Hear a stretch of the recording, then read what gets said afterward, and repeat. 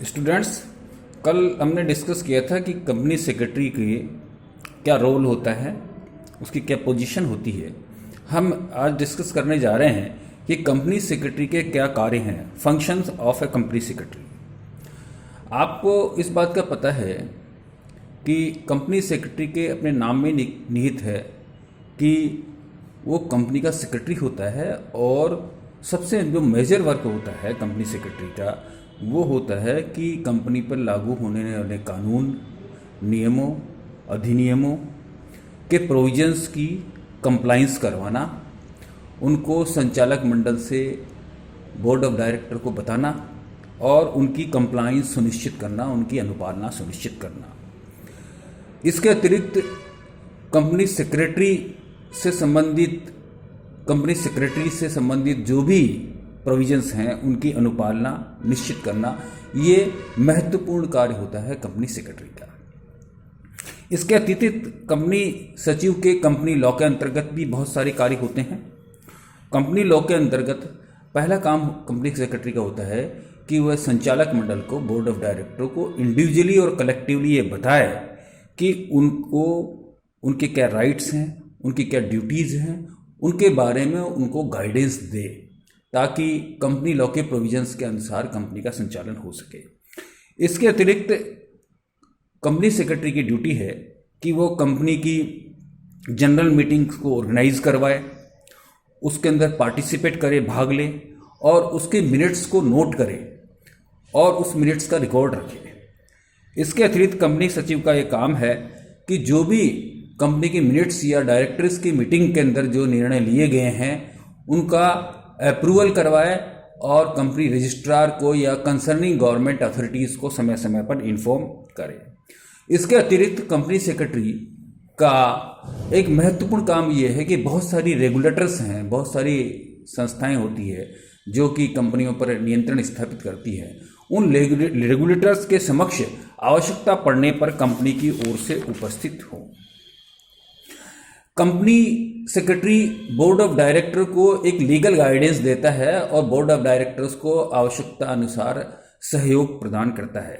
इसके अतिरिक्त एक मेजर वर्क कंपनी सेक्रेटरी का ये है कि गुड कॉरपोरेट गवर्नेंस के लिए संचालक मंडल को पूरा सहयोग प्रदान करे। गुड कॉरपोरेट गवर्नेंस का मतलब है कि रूल्स एंड रेगुलेशन की जो कंपनी पर लागू होने वाले रूल्स हैं, रेगुलेशंस हैं, उनको सच्चे अर्थों में कंप्लाइंस, उनका सच्चे अर्थों में उनकी अनुपालना सुनिश्चित करना गुड कॉरपोरेट गवर्नेंस कहलाती है। इसके अतिरिक्त संचालक मंडल कोई अन्य कार्य भी दे तो उसका भी निर्वाह कंपनी सेक्रेटरी को करना पड़ता है। कंपनी सेक्रेटरी का भारतीय आयकर अधिनियम, इनकम टैक्स एक्ट के अंदर भी कई तरह के उसकी लाइबिलिटीज़ हैं, उसकी ड्यूटीज़ हैं, उसके कार्य हैं।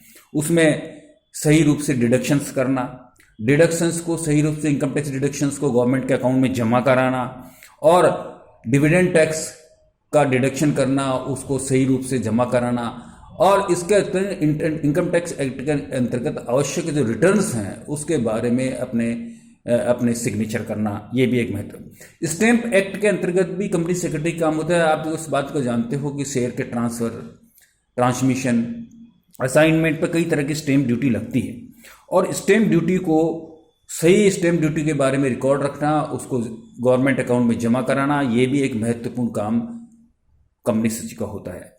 कंपनी सचिव का इसके अतिरिक्त बहुत सारे रेगुलेशन के अंतर्गत भी दायित्व होते हैं। SEBI, security exchange board of India act के अंतर्गत उसका दायित्व होता है। FEMA, foreign exchange management act के अंतर्गत उसके अंतर्गत दायित्व होता है।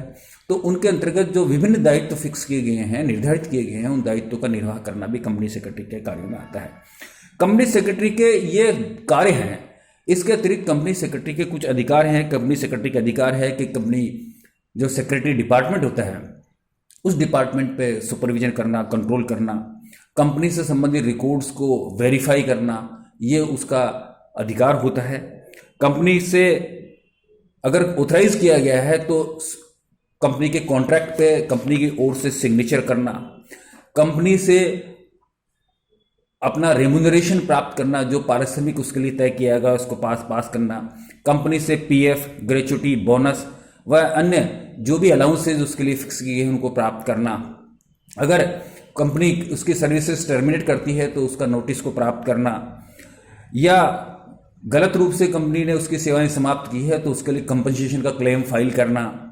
इसके अलावा कंपनी का ऑथराइज होने पर कंपनी का उचित रेगुलेटर्स के पास, जो रेगुलेटर्स हैं उनके पास बाकायदा रिप्रेजेंटेशन करना, ये भी कंपनी सेक्रेटरी का काम होता है।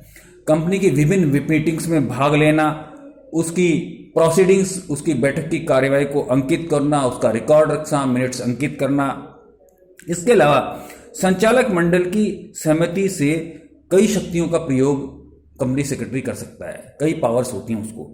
जैसे संचालक मंडल की बोर्ड ऑफ डायरेक्टर्स की मीटिंग को कॉल करता है, वो उस कंपनी की मीटिंग को कॉल करता है, बोर्ड ऑफ डायरेक्टर्स की मीटिंग भी कॉल करता है, कंपनी की मीटिंग भी कॉल करता है।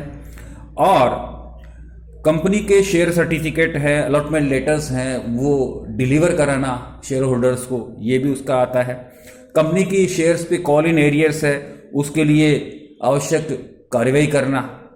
अगर कंपनी के शेयर होल्डर्स पैसा नहीं देते हैं रिमाइंडर्स के बावजूद भी, तो शेयर का फॉरफिशन या शेयर को जब्त करना का नोटिस देना, शेयर के ट्रांसफर का नोटिस देना, और शेयर ट्रांसफर संबंधी बहुत सारी कार्रवाई करना।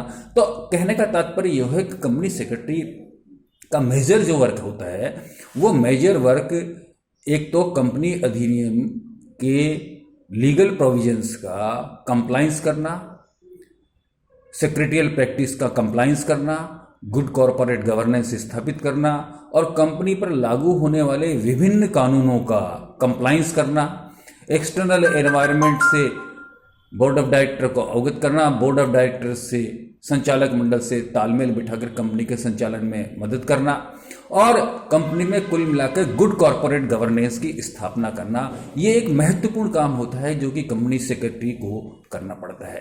तो ये कार्य कंपनी सेक्रेटरी के आपको देखना चाहिए कि कंपनी सेक्रेटरी के क्या क्या कार्य होते हैं। Thank you.